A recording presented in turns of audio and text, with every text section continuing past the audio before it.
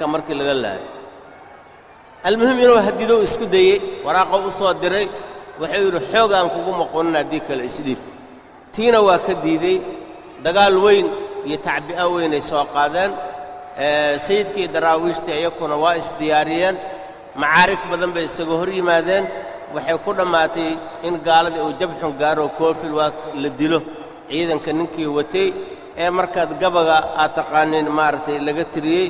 marka macraka aad iyo aad u weyn bay ahayd almuhim markii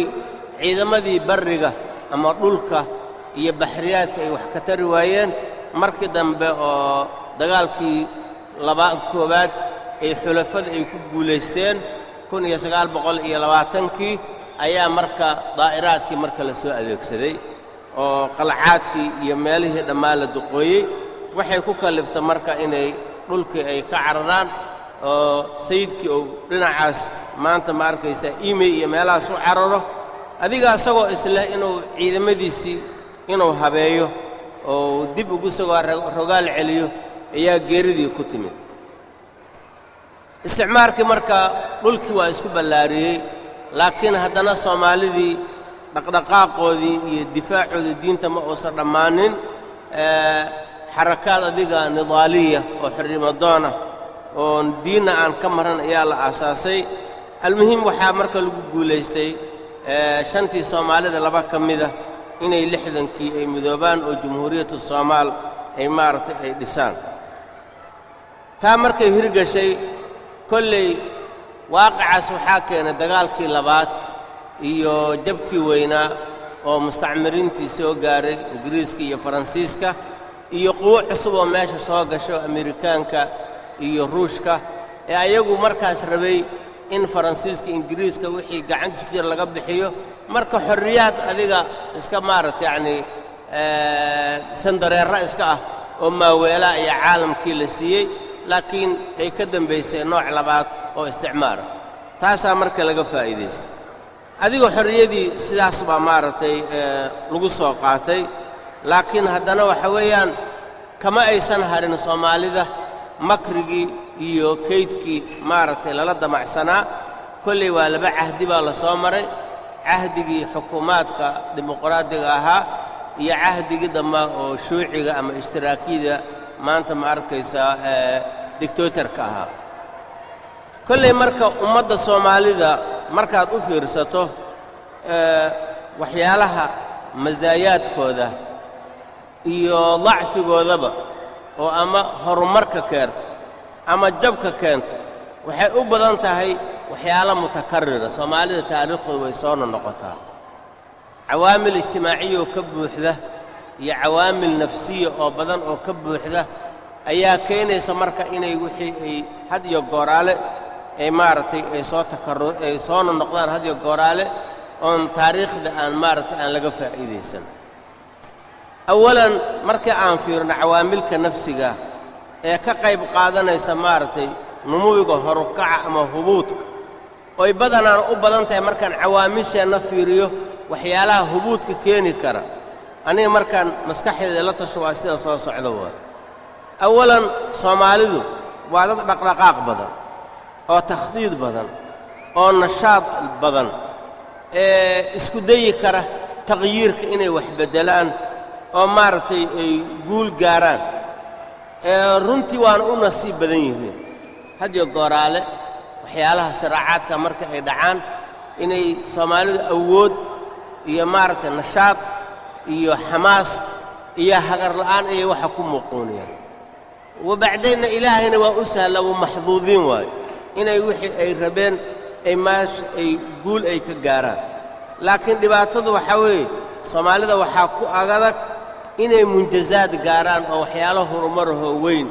iyo gool dhaliyaan way u sahlan tahay laakiin waxa adag goolka in la xafito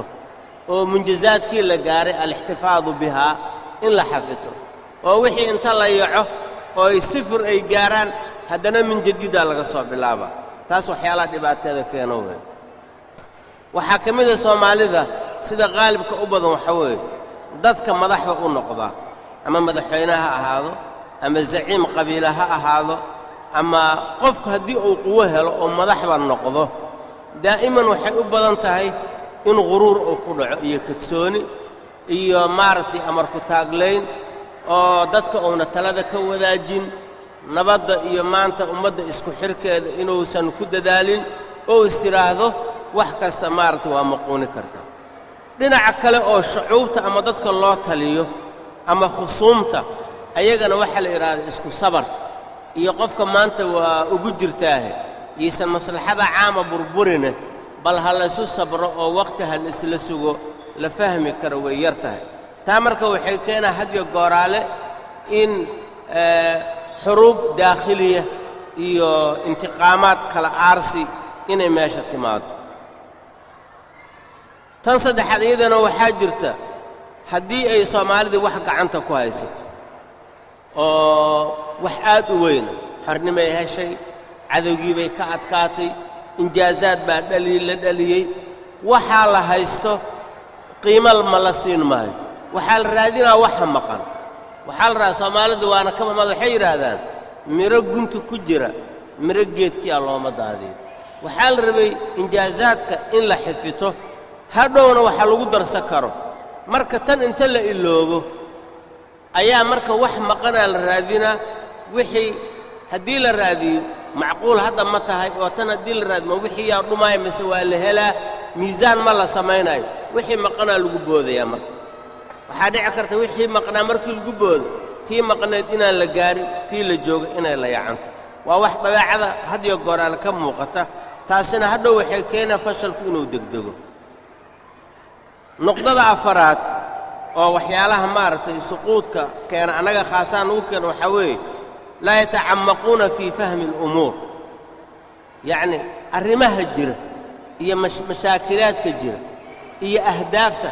si fiican badana looma dhuuxo sooma haddii lama dhuuxo cawaaqibtana aad loogama fikiro marka waxaa dhici karta inay cawaadif ay kiciso in waxyaalaha buuqa oo rumorska oo suuqa socda inay dadka ta'athiraan dadkii oo nabad ku wada nool dawlad la haysto suuqa waxa la soo gelinayaa reer hebela kana hebela inta la dilay inta la dhacay meel xun ay ka socotaa wixii marka tacamuq ma lagu sameeyay horta waxaan ishaacaadkan waxay ka soo fuleen waxaan maxayiin lama lahan marka hadhowna waxa dhici karta in lala kaco wixii oo markaas si fawda iyo si aan laga fiirsan in lagu xalliyo